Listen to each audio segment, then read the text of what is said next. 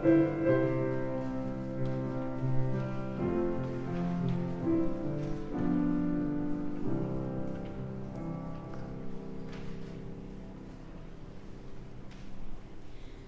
the poet John Donne, for whom the bell tolls.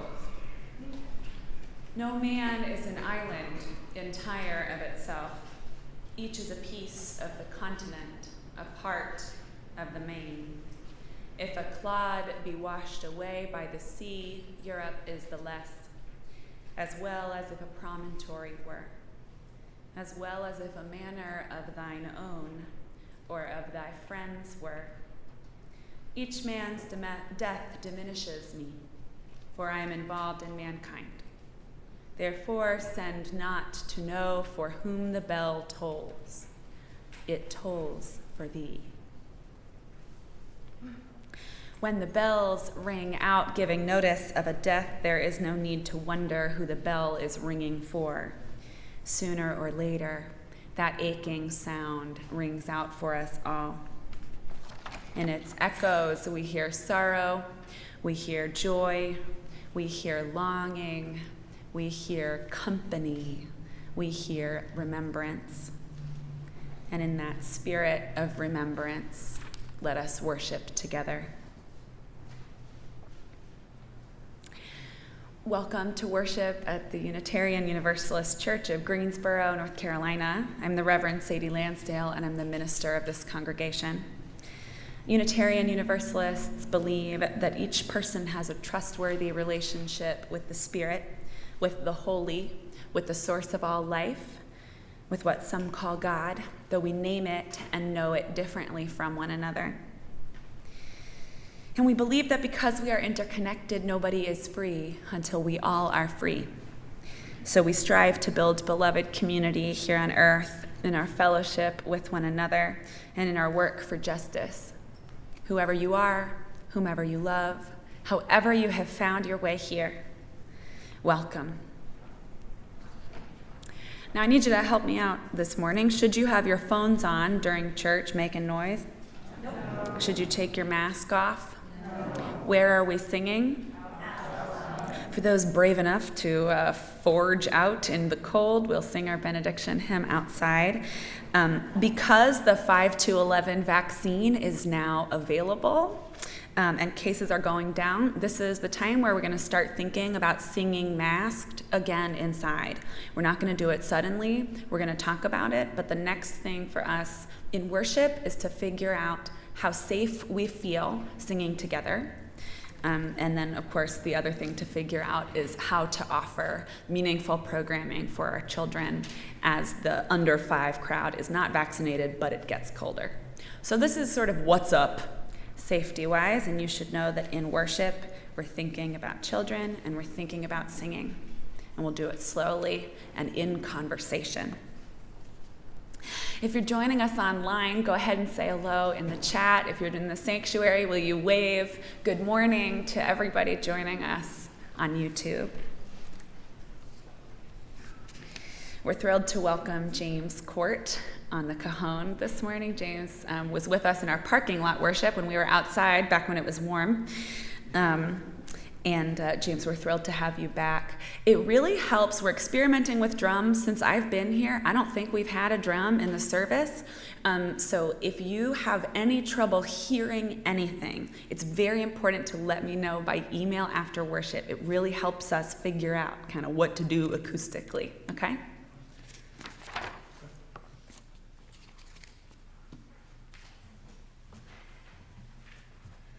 My name is Linda Sullivan, and I am a member of this congregation. Kay will light our chalice, and please join me in our chalice lighting words found in your order of service. We light this chalice, symbol of our Unitarian Universalist faith, to remind us to connect in spirituality and service, to care for each other and the world, and to create loving community. And now will you join me in our church covenant? A covenant contains promises we make to one another in response to the great gift of living, holding ourselves to our holy and highest aspirations.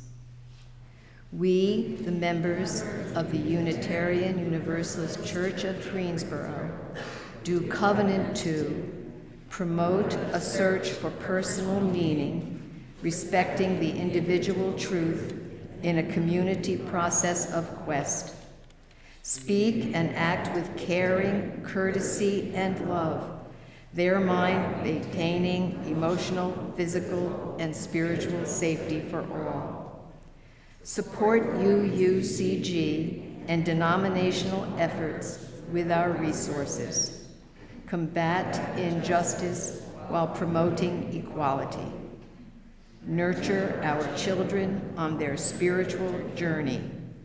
Hold ourselves to this covenant, especially during times of conflict and disagreement.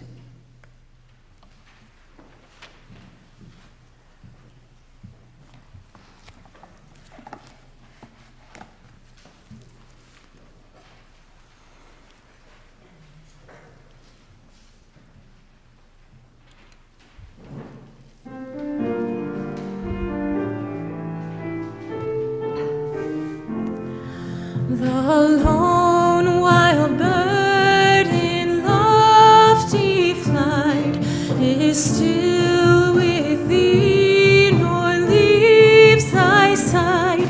And I am thine, I rest in thee. Great Spirit, come and rest in me.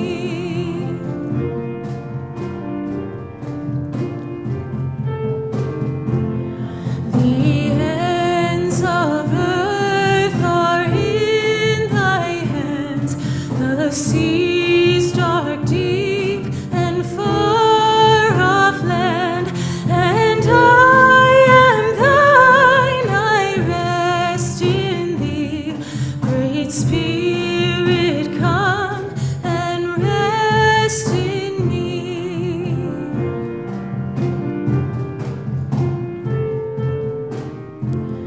The lone wild bird in lofty flight is still with thee, nor leaves thy side.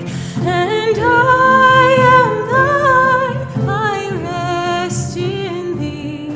Great Spirit, come and rest in me.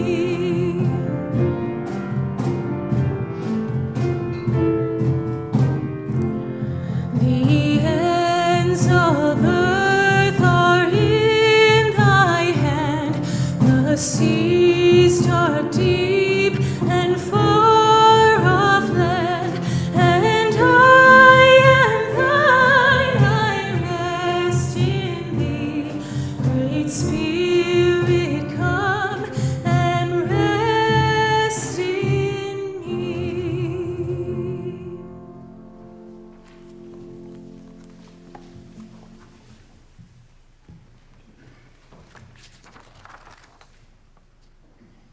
How beautiful it is to be together.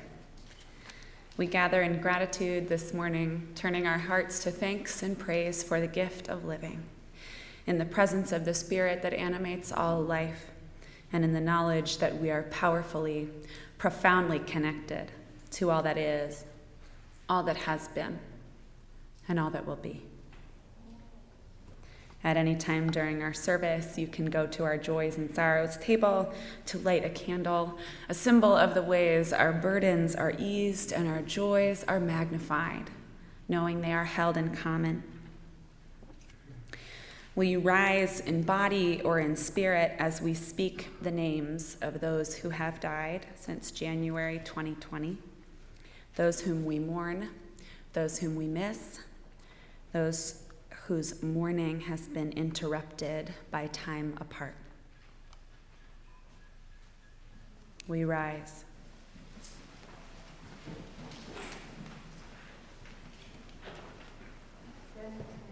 Wait a minute. Chelly Mason.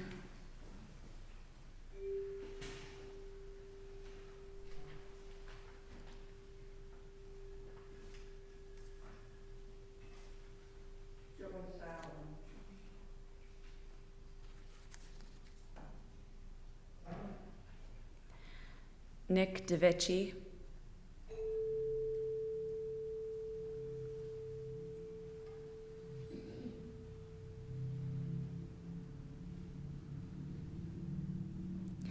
Charlotte Hamlin,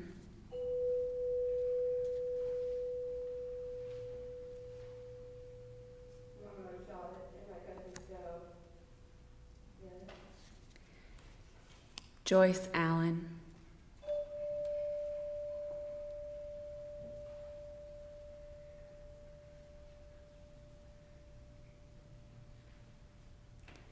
Gladys McNatt,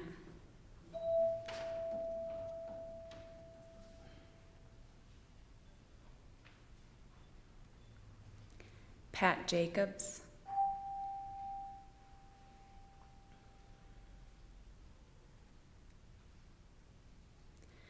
Dennis Hands,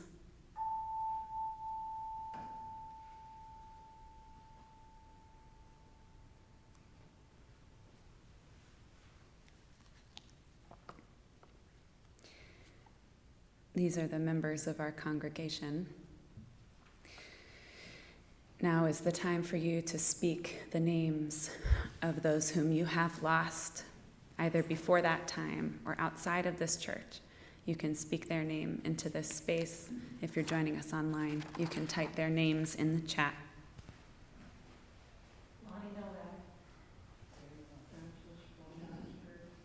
Pat Binns.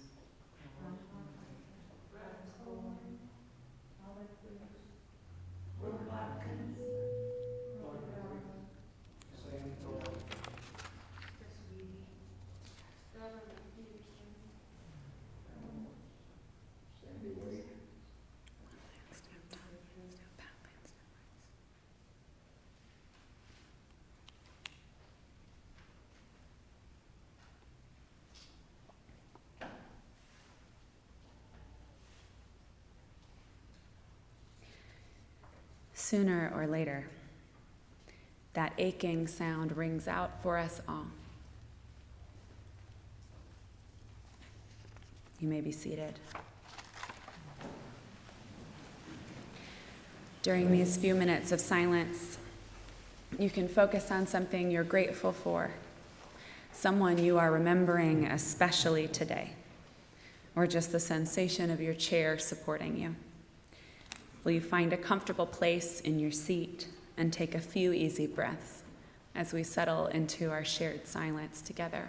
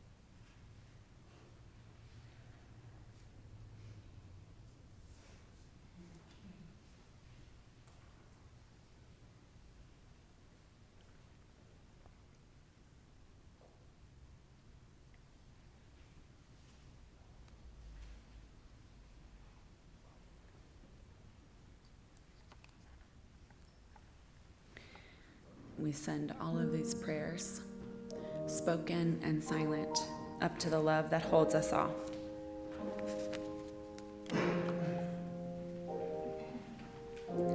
From the poet Jan Richardson, Blessing for the Brokenhearted. Will you pray with me? There is no remedy for love but to love more. Let us agree for now that we will not say the breaking makes us stronger, or that it is better to have this pain than to have done without this love. Let us promise we will not tell ourselves time will heal the wound, when every day our waking opens it anew. Perhaps for now it can be enough to simply marvel at the mystery of how a heart so broken can go on beating, as if it were made for precisely this, as if it knows the only cure for love is more of it, as if it sees the heart's sole remedy for breaking is to love still, as if it trusts that its own persistent pulse is the rhythm of a blessing we cannot begin to fathom, but will save us nonetheless.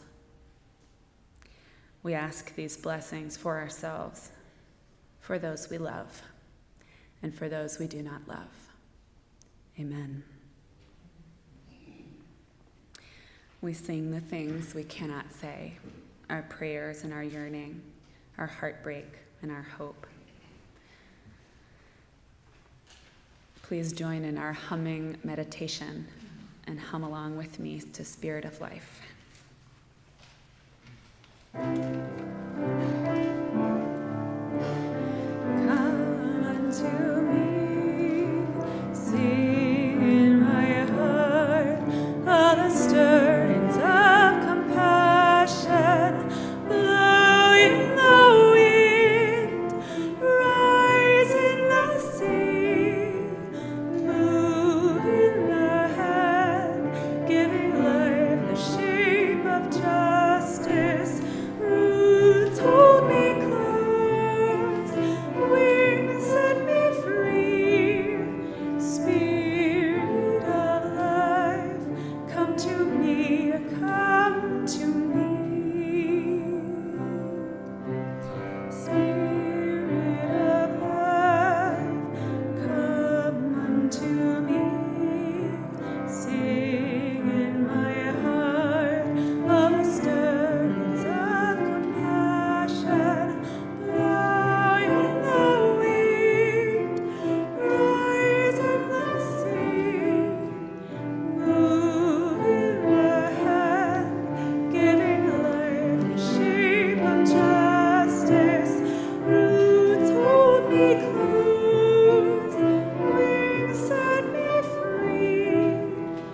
Spirit of life, come to me, come to me.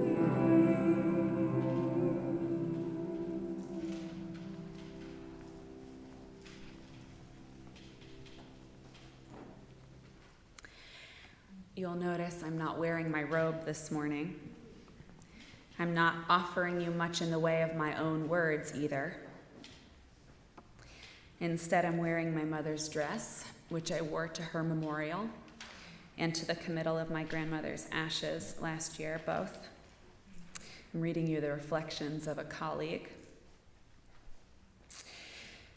I am before you today as a fellow traveler through the valley of the shadow of death and the wilderness of grief. If you too are wondering just how long you're allowed to be devastated before it's time to get on with it, just how long you're allowed to be in mourning before it's time to get with the program, I invite you to put that concern aside. There is no expiration date on loss.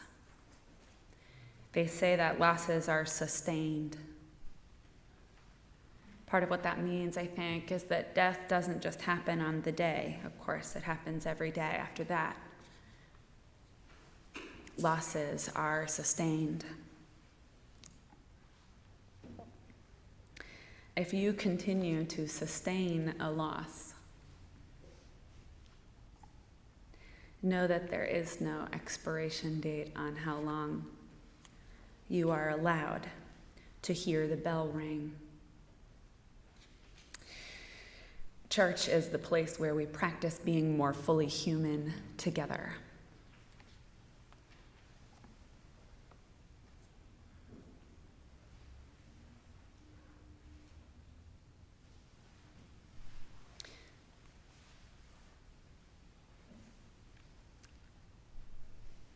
I am practicing today.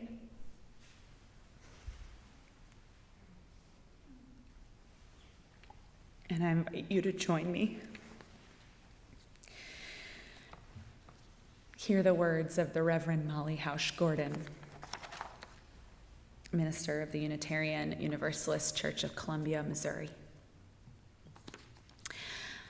Molly wrote, "I took a drive next door to Kansas to walk home a beloved departed church elder by officiating a small graveside service with her family. During the service, family members shared memories as they often do, and on this day each one added a sunflower to the graveside from a big bucket, because Kansas. Sue's 2-year-old great-granddaughter was there, and she exclaimed when she saw the flowers. When the remembrances began, this little one began too. Sue's eldest son was first to speak. He shared lovely memories, and when he had finished speaking and laid a sunflower by the urn, my small self-appointed co-officiant saw her chance. She crept up to the flower, she grabbed it, and she took off through the gathered family. She went first to her grandparents, and with the concentrated carelessness of a toddler, she tore the petals off the sunflower in chubby handfuls and presented them to Grandma and Grandpa. I think we were all unsure whether to be horrified or charmed. But when a toddler gives you something, you take it. So there they sat, Sue's second son and his wife, clutching handfuls of sunflower petals. The service went on. The toddler went on too. Every time someone would speak and leave a flower, she would fetch the fresh flower like it was her one job and leave the torn one behind. She traveled through the entire small crowd, distributing sunflower petals into helpless, open hands. By the end of the service, if you were looking at the urn, you would see a very sad pile of petalless sunflower heads stacked upon one another, empty and bare. That is one way to think about death and loss. But if you turned in the other direction, you would see a crowd of faces, bemused and sad and joyful and shining with memory. And you would see them all holding open palms full of sunflower petals. This is another way. As with all things, of course, both are true. When we lose someone, we weep at the lack. We experience all that is missing as we go about our days. So much can feel dull and empty and bare. The loss is real and deep. And in the realities of loss, we may also be startled to find ourselves sitting with handfuls of sunflower petals. To learn that there is abundance as well, that we carry bright memory into our daily lives, love filling up our hands and spilling over the edge. Love that is now ours to hold and to share from open, helpless hands.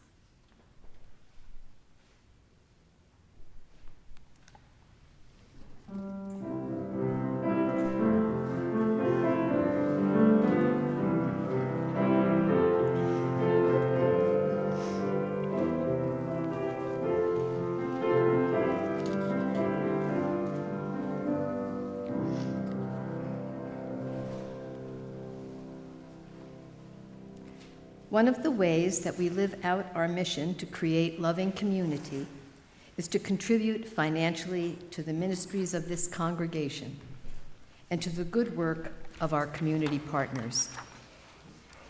We share the plate with Carolina Abortion Fund. We know that without money, abortion rights are not enough. We know that it is mostly poor people and people of color who are denied access to appropriate care. And so we celebrate the blessing that is abortion care, and we remember that a pregnant person is a life that matters too, not just the host of a future life. We recall that before the rallying cry was "my body, my choice," it was free abortion on demand without apology. To honor those brave people who paved the way for safety and dignity in reproductive care, we give generously. If you would like to make a contribution via PayPal to the church, our offering is to be split with the Carolina Abortion Fund. You can do so on our website. You can also mail a check. Ushers will now come forward to collect the offering with long baskets, and our offering will now be safely and gratefully received.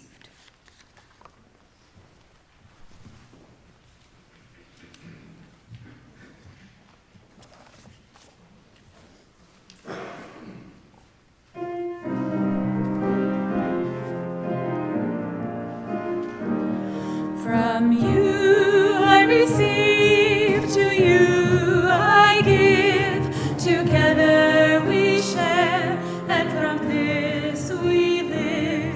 From you I receive, to you I give, together we share, and from this we live.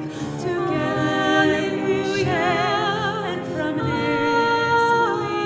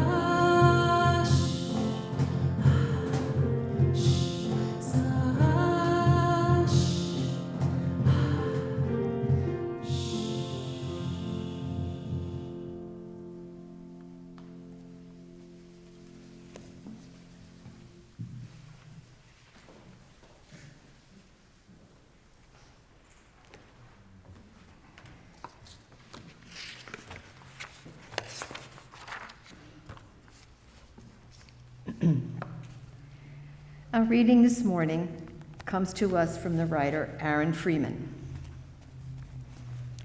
You want a physicist to speak at your funeral.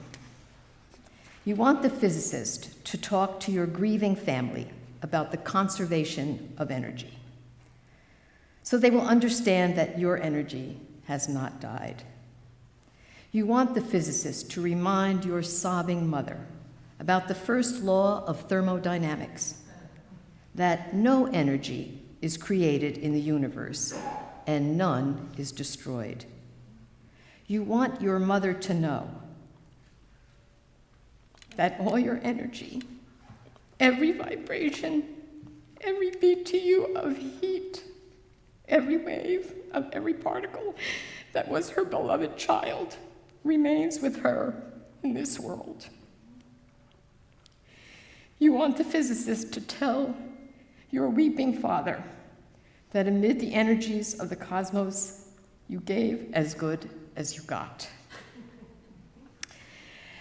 And at one point, you'd hope that the physicist would step down from the pulpit and walk to your broken-hearted spouse there in the pew and tell him that all the photons that ever bounced off your face, all the particles whose paths were interrupted by your smile, by the touch of your hair, hundreds of trillions of particles have raced off you like children, their ways forever changed by you.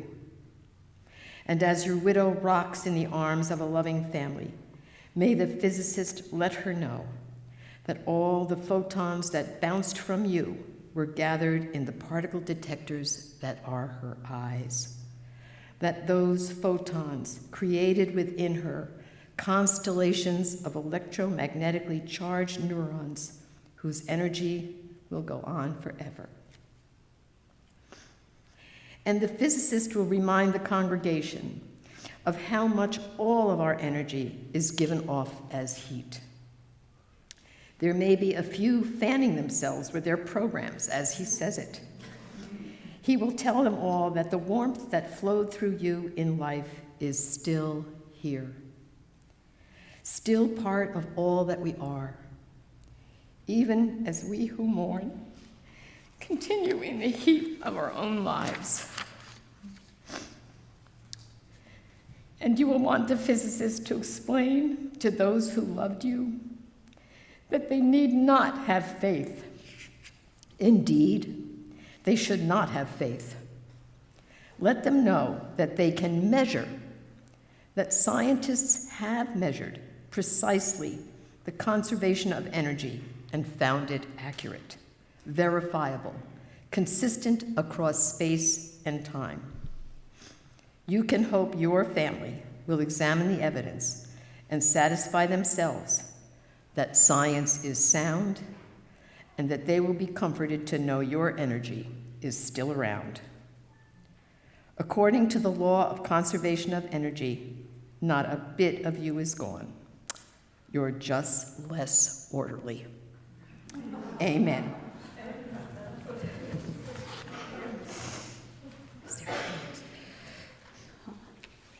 I know, we should have had them up here. That was a mistake. We're going to ask you to write on that half sheet of paper in your order of service the answer to this question. How are your dead still with you? And the ushers will collect your responses in another offering. We'll read them and hear them, and together we will marvel at all the ways our beloveds who have gone before, yet and still are in our midst. Linda and I will share our examples, and we'll have some music, and you'll have some time to think. And that is when the ushers will come forward.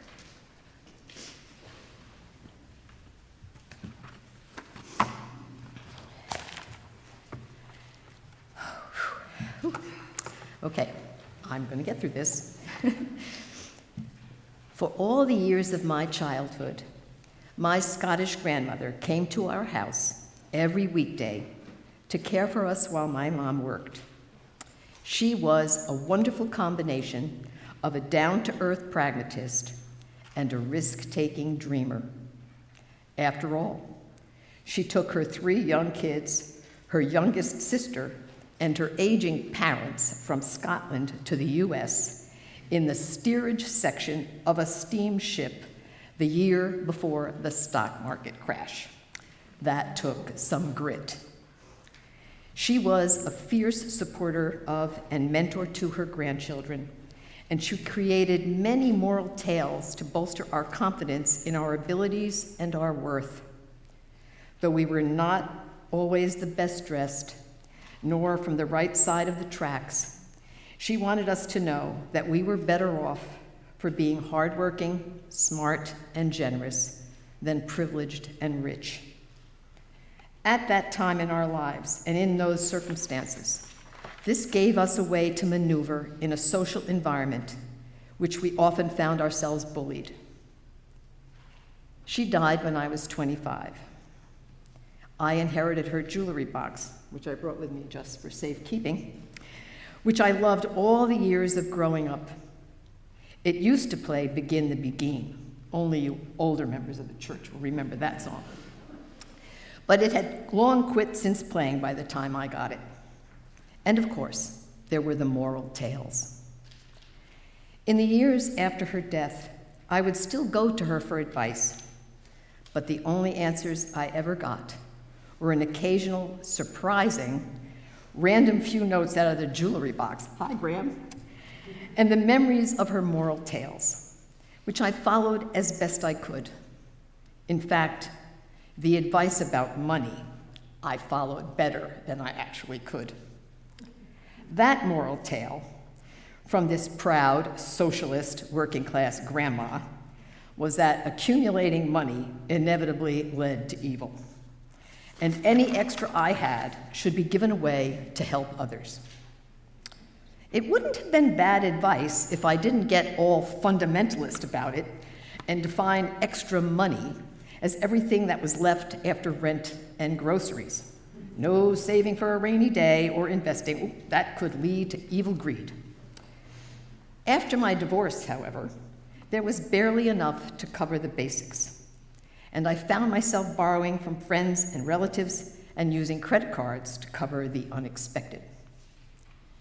A therapist I was seeing at the time encouraged me to imagine my grandmother was still alive, had grown along with me in experience and wisdom. Would she still be giving me that same advice? He suggested that I let my grandmother die in 1972, instead of regarding her as a living ancestress. And therefore, I could no longer benefit from her growing wisdom. I decided right then to resurrect my grandmother, to let her grow with time and with me. From this point on, my sister and I started keeping little altars in our homes that honored our dead, and we tried our best to welcome them as living ancestors. This did not eliminate our grief or sense of loss when they died, but it provided what seemed a more holistic path to eventually integrating them back into our lives in a way that could bring us joy and wisdom. My dead are very present to me. I talk to them, and they answer. Is this just a function of memory and imagination? Is the occasional tinkling of a broken jewelry box just the vagaries of early technology? Or is my grandmother checking in? Perhaps there are more things in heaven and earth that are dreamt of. As Irish Dement sings it, I choose to let the mystery be.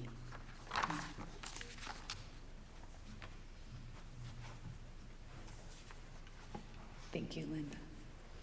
You made it. I didn't even cry. Good luck. Thank you. When I look down at my own hands, I see hers. Fingers long and slender, skin freckled, veins blue and prominent, her ring. I hear her in the way that I talk to my dog.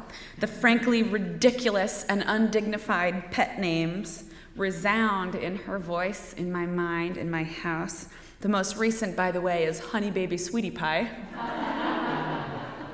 which I say in front of other human beings. When I see a bluebird, like outside my window on Easter morning, perched on the telephone wires, swooping between the trees, I know that she is visiting me. The November before she died, she and my father and my brother came here to move me into my house, and because it was winter, I didn't know what would bloom in the spring.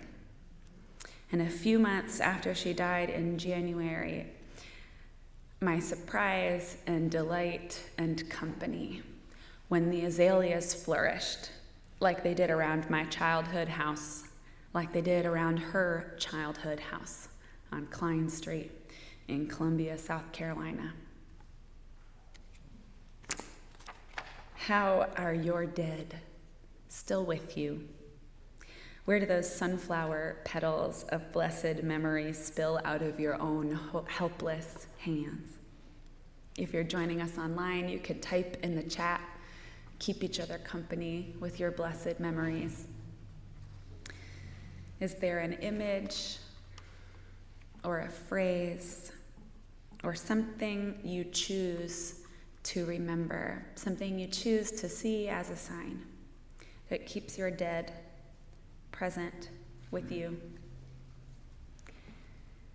We'll hear some music, and in a few minutes, when you're ready, the ushers will come forward to collect your memories from you.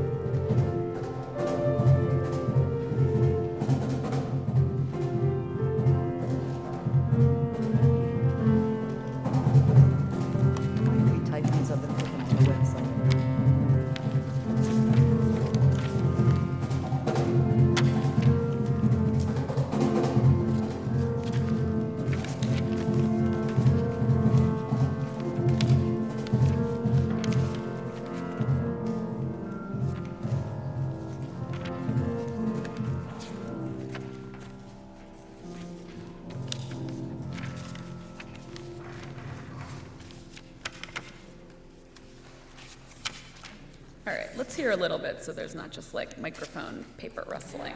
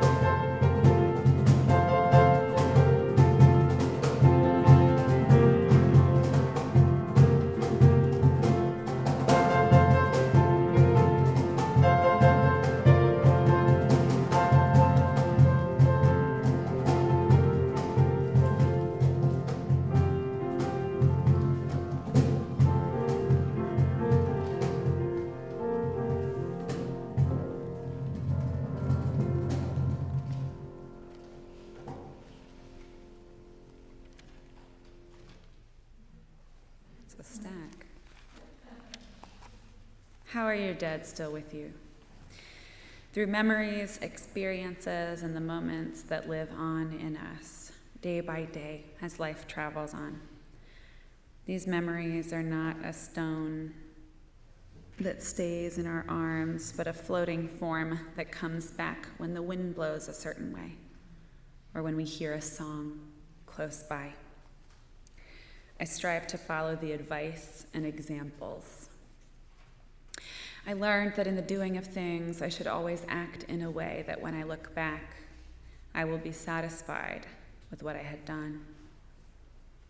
In those moments of quiet time, I close my eyes and share how grateful I am that my parents brought me into this world to grow to become the best version of myself in service to something bigger than myself. I continue to honor their presence by living with purpose and meaning, and serving others by doing the same. My father always pointed out red-winged blackbirds on the rushes in roadside ditches and farm country. He also taught us to pick up trash in natural places, regardless of who left it. My dear cousin was nicknamed Blue Jay by her mother. They are both gone, but I still love blue jays. Dad took 5-year-old me in the rowboat to the middle of the lake, and we just drifted there. His habits of organization and handling money have gone with me. I hear my brother saying, "Geez," when I screw something simple up. Love of nature in so many ways. Arrival of hummingbirds in spring, blooming of the Christmas cactus, fall bicycle ride in the mountains, roar of NASCAR when the green flag drops. I attempt to keep my father's memory alive in my work towards social justice and civil rights.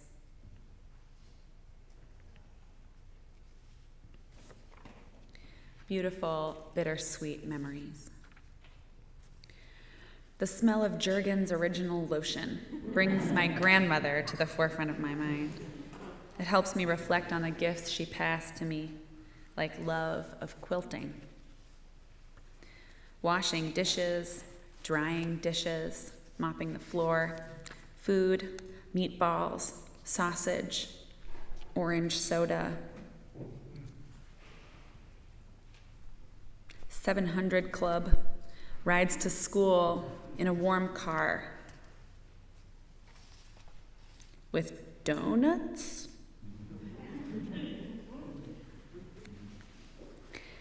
My husband Larry's favorite hobby was woodworking. After we were married in 1994, he spent many hours making beautiful furniture and multiple bookshelves for my extensive library.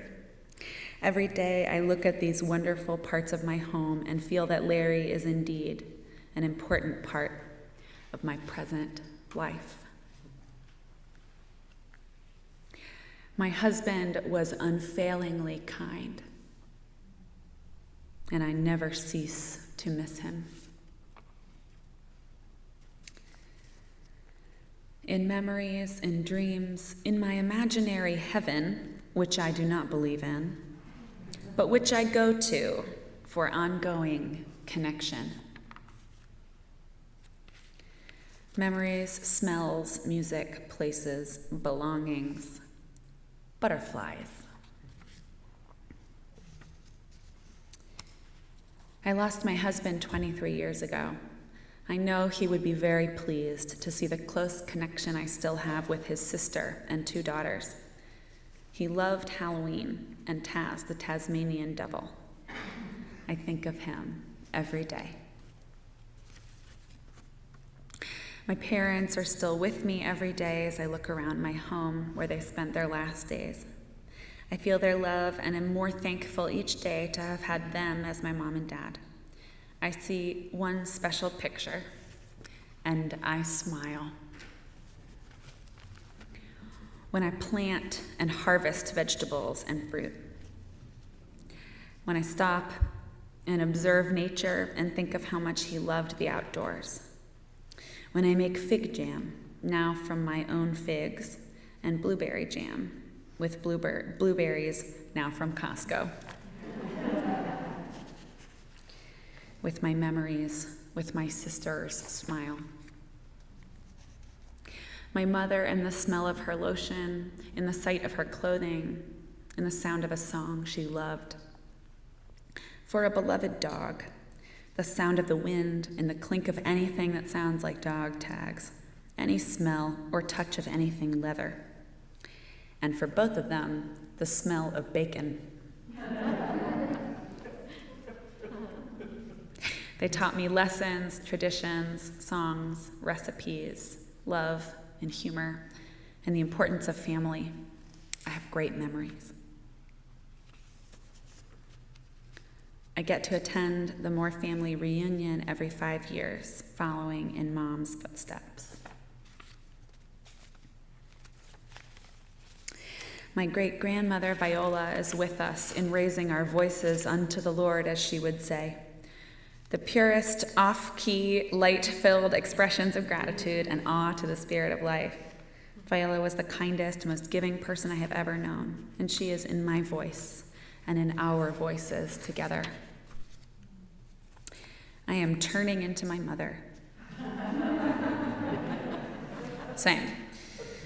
When I say something the same exact verbose way she did, I know she is with me and shaking her head in bemusement. In my tears and in her art, in my laugh and in his music. In the music and the stories, in the task that I did with them and the task they did for me, in memories both theirs and mine. My dead are with me through vivid memories of times we shared. I feel their spirit in my heart and their soul in stories. Especially my mom, whose ashes were suddenly lifted up by New Mexico wind. She shines on my life from everywhere. They tell me to speak the truth. Dad built the cross for our wedding. We light one light from each candle. I remember relearning how to walk with the goats he got. Spaghetti every morning. Katie Claude, remembering Mom Lonnie Novak. I see her when I see myself and get a certain smile on a video call. I have her eyes and smile. I think of her when my sister calls to talk about something or nothing and just wants someone to be there to listen and share empathy and understanding like she did when I used to call her. Whenever I volunteer to do something to help others, that's all her. Mom, when I hear a British accent, you are with me. When I clean the house to your standard, and when I don't meet that standard, you are with me. When I feel like a stranger in a strange land, you are with me. When I look in the mirror, you are with me. Sharing coffee, her favorite beverage, and mine.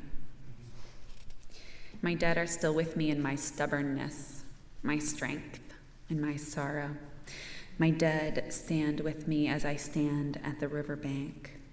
My dead are not gone. In wonderful memories, sunsets, grandchildren's faces, and my own aches of aging, her graceful acceptance. He believed God was present in every leaf, bird, flower, mouse, and everything else on earth. I cannot look at anything and not remember him. He is constantly in my thoughts and heart, especially when looking at the night sky. The dead of my family are still with all of us. For example, a nitrogen atom once belonging to their organic tissue may now reside in the third segment of a butterfly's antenna. My dead loved ones are still with us, still part of our living world. Suzanne Kolb. I feel his absence every day, but I also feel the light he brought to my family. I bring my mother with me wherever I go, especially somewhere I know she would enjoy, a garden, an art museum, a music concert. The memory of her joy in beauty lives in my heart. They are with me in my head and heart through my memories of the things we did together, the love we expressed to others and each other, and the difficulties we shared. They are with me through photos, their crafts, their letters, and their love. Family traditions continue, though there is an empty chair. Old songs and poems written and shared are still sung and recited. Old letters and communications still exist to revisit, though there will be no new thoughts shared. Stories will continue to be told by those left behind, bringing laughter and tears. The next generation are told about their loving great-grandparents and will know them through memories. Glimpses of their facial features and expressions show on their great-grandchildren's faces. In all the ways Kevin made fun of me, I still smile when I remember. And remembering the family stories Dad shared. Still being able to talk about new things that Kevin would be interested in or appalled by. When I cook recipes and use the rolling pin my mother used, alternately with the one my mother-in-law had, their food was a way of showing their love. My life would have been different if that person had not been in my life. Ice cream, and just one more cookie.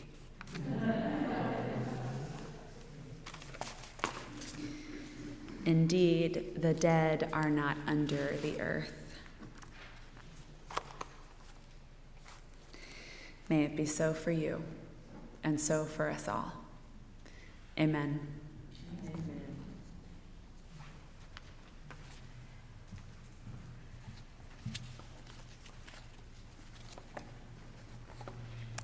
Will you join me in our chalice extinguishing words?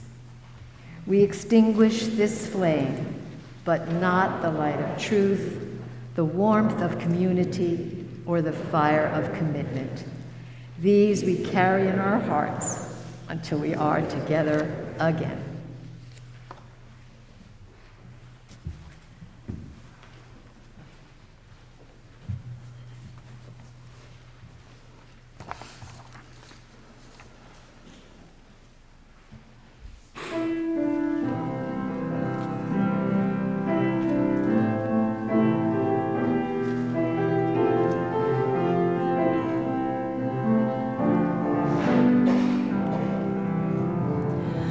We are living neath the great big dipper. We are washed by the very same rain. We are swimming in the stream together, some in power and some in pain. We can worship this ground we walk on, cherishing the beings that we live beside. Loving Spirit will live forever. We're all swimming to the other side. I am alone and I am searching, hungering for answers in my time. I am balanced at the brink of wisdom. I'm impatient to receive a sign. I move forward with my senses open. Imperfection will be my crime. In humility I will listen. We're all swimming to the other side. We are living neath the great big dipper. We are washed by the very same rain. We are swimming in the stream together, some in power and some in pain. We can worship this ground we walk on, cherishing the beings that we live beside. Loving Spirit will live forever. We're all swimming to the other side. On this journey through thoughts and feelings, finding intuition, my heart, I am gathering the tools together. I'm preparing to do my part. All of those who have come before me band together to be my guide. Loving lessons that I will follow. We're all swimming to the other side. We are living neath the great big dipper. We are washed by the very same rain. We are swimming in the stream together, some in power and some in pain. We can worship this ground we walk on, cherishing the beings that we live beside. Loving Spirit will live forever. We're all swimming to the other side.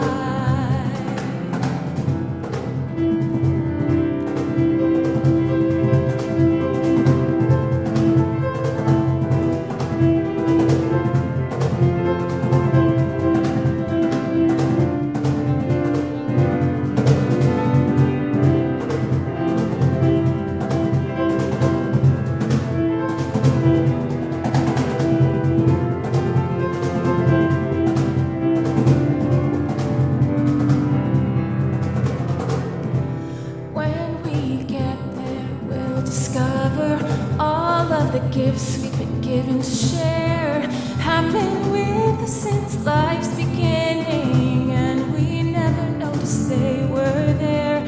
We can balance at the brink of wisdom, never recognizing that we've arrived.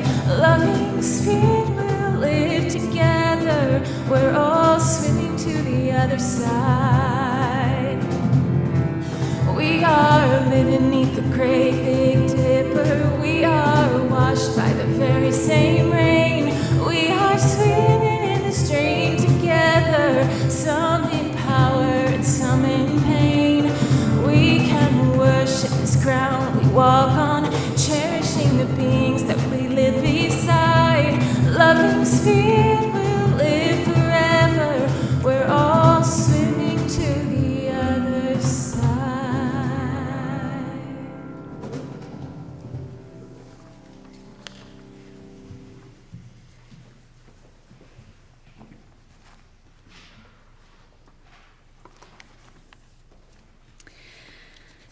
Thank you, Sam.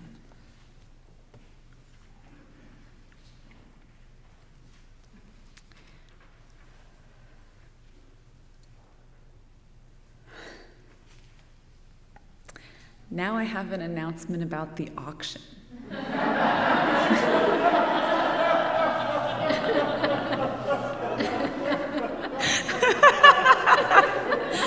Woo, you know, it's like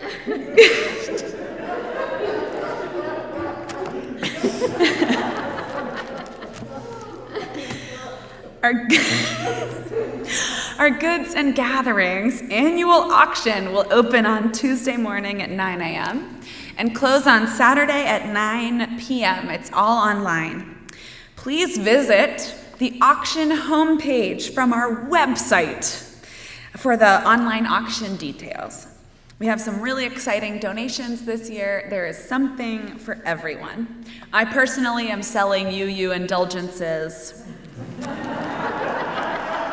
They are COVID safe. I won't tell you what they are, and they might be delicious. We will see you online at the auction. Our all-church campout is next weekend, November 12th to 14th, in Hagenstone Park, which is here in Greensboro. You can come and camp out, or you can just drop by to hang out during the day.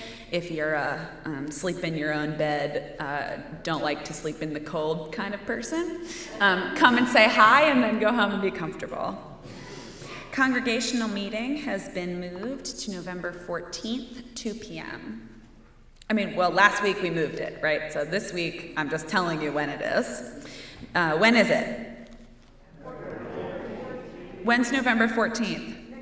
It's next Sunday. Next Sunday, 2 p.m. on Zoom. It is on the internet, and we expect that it will be brief. Our fabulous Committee on Endowment has something very exciting to share with you.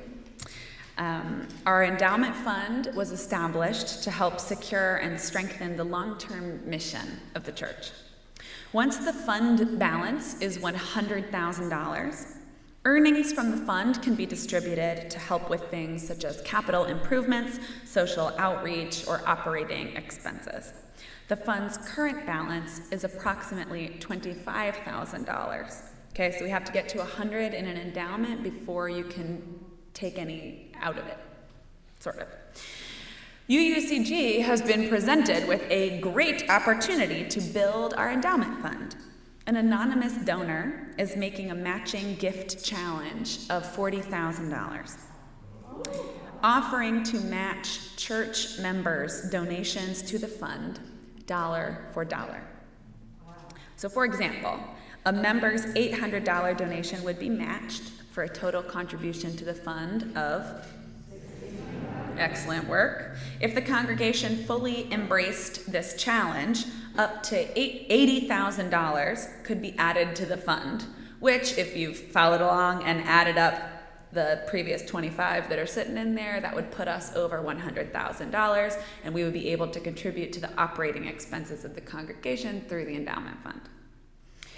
Our opportunity to benefit from this generous donor's offer will run from Sunday, November 21st through Sunday, December 19th. So we should thoughtfully consider what generous amount we each can donate to our endowment fund to help build our church's future. Your donation will help greatly and can be made via cash, check, or PayPal. Please identify it as a donation for the UUCG Endowment Fund.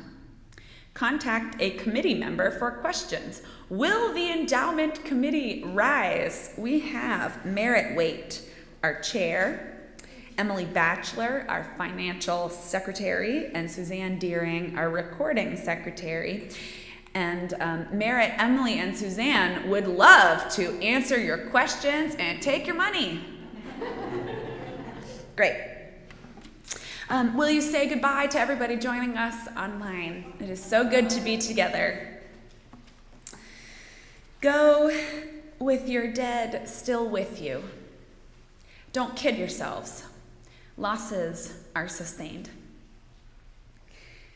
Go yet with the ache and the sweetness, with your hands full of petals. Go in peace. Amen. For those intrepid souls who wish to sing our benediction hymn outside, we'll go and gather in a circle. This is a Hebrew song that means peace, dear friends, until we meet again.